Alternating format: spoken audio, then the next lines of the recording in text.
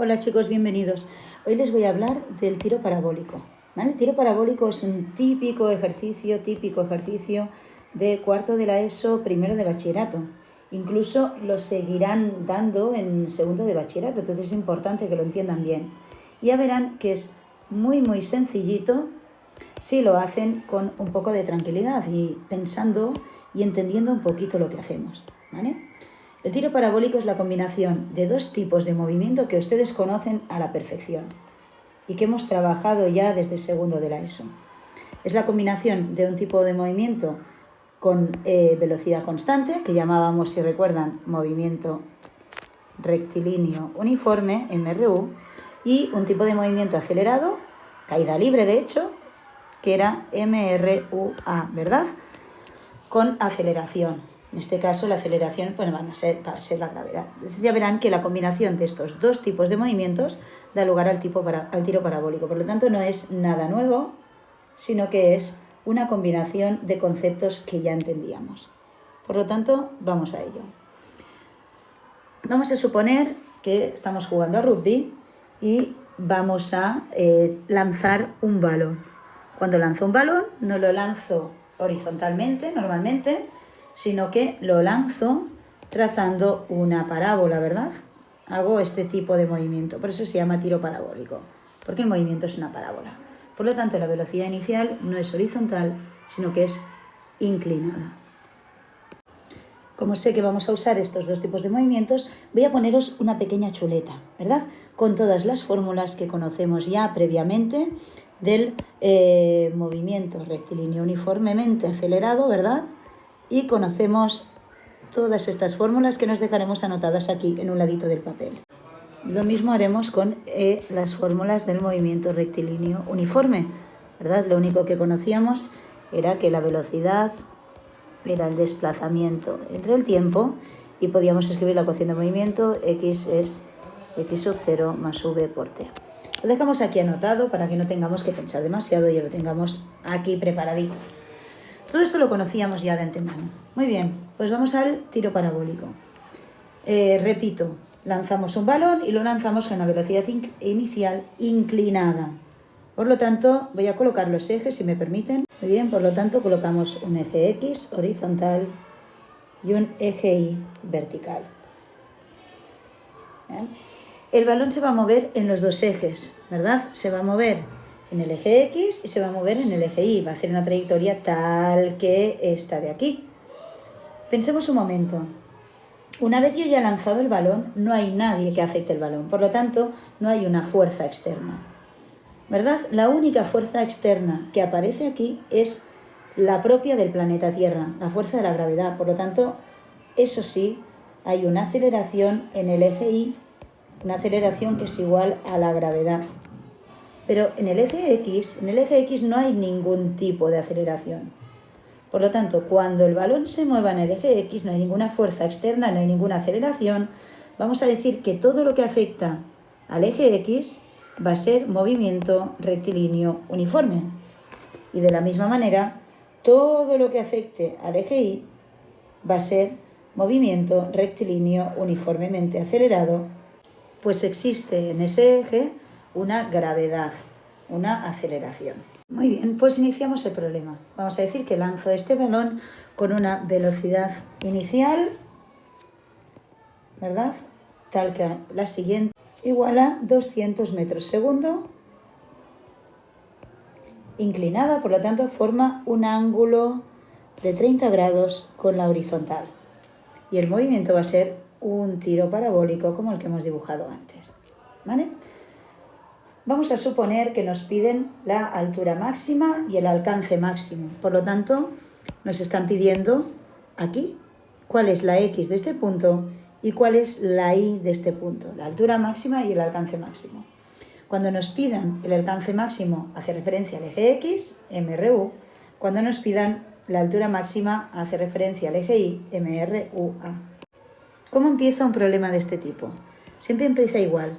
Lo primero que haré es descomponer la velocidad inicial en sus dos ejes, pues voy a trabajar con el eje X y con el eje Y.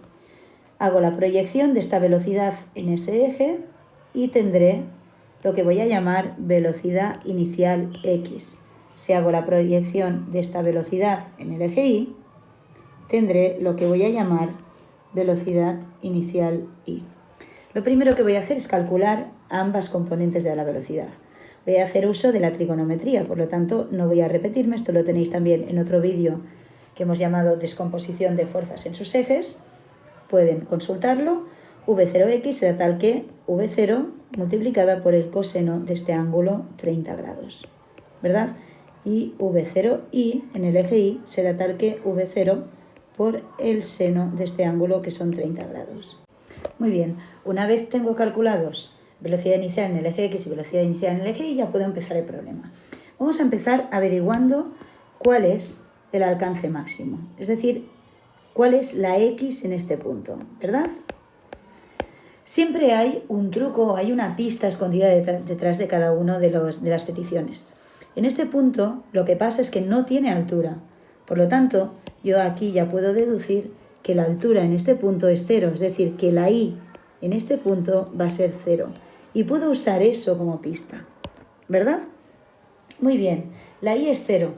Sabiendo que la Y es 0, ahí ya puedo calcular el tiempo. Si estoy usando Y, eje Y, MRUA, fórmulas del MRUA, por lo tanto podré usar la fórmula, miren, Y igual a I sub 0 más V0I por T más 1 medio de A por T al cuadrado, ¿verdad? Esa es una fórmula de MRUA en el eje Y, por lo tanto siempre escribiré Y. Y velocidad inicial ya es solo para el eje Y. Voy a averiguar en qué momento la Y es 0. Yo sé que la Y final es 0, la Y inicial también es 0, evidentemente, parte de abajo. V0I, la he calculado, son 100 por T más 1 medio de 9,8, 4,9 por T al cuadrado. De ahí puedo deducir T, ¿vale? Vamos a ello. 0 igual a 100T más 4,9 T cuadrado. Por lo tanto, saco factor común de T, 100 más 4,9T igual 0. De ahí tengo dos resultados. El primero, T es 0, y el segundo, 100 más 4,9T es igual a 0. Si despejo,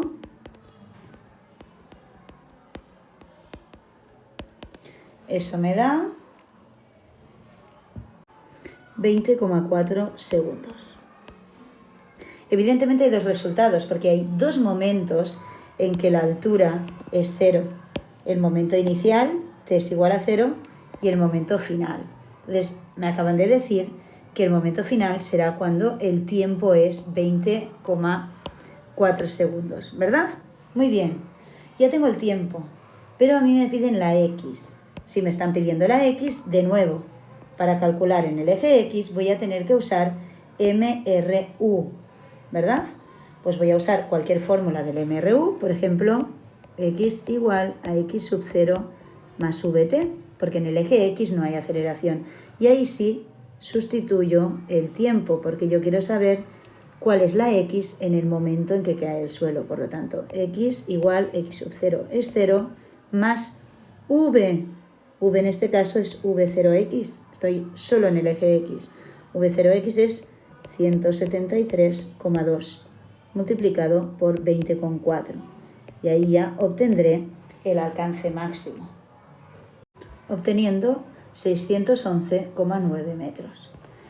Lo único que tengo que tener en cuenta es, si estoy hablando del eje X, MRU, fórmulas del MRU, si estoy hablando del eje Y, MRUA, fórmulas del MRUA. En el eje Y existe una aceleración que es la gravedad, 9,8, nos la sabemos todos. En el eje X no hay aceleración, por lo tanto velocidad constante. Y ojo, la velocidad inicial es distinta para el eje X que para el eje Y, la hemos descompuesto en sus dos componentes. Para saber la altura máxima, yo lo único que sé en este punto de pista, en el punto de la altura máxima aquí, la pista es que la velocidad en el eje Y es 0, ¿verdad? Como cuando hacíamos caída libre y hacíamos que lanzábamos un objeto hacia arriba. La velocidad va disminuyendo hasta que llega a un punto que es 0 y luego vuelve a bajar. En este punto la velocidad en el eje Y es 0. Esa será la pista. Entonces, sabiendo que la velocidad ahí en el eje Y es 0, velocidad final en el eje Y es 0, usando las fórmulas de MRUA, porque estoy hablando de el eje Y, podré sacar el tiempo. Ahí una vez saque el tiempo lo sustituyo en la otra fórmula y sacaré la altura. Eso ya se lo dejo para ustedes. Espero que les haya ayudado. Mucho ánimo.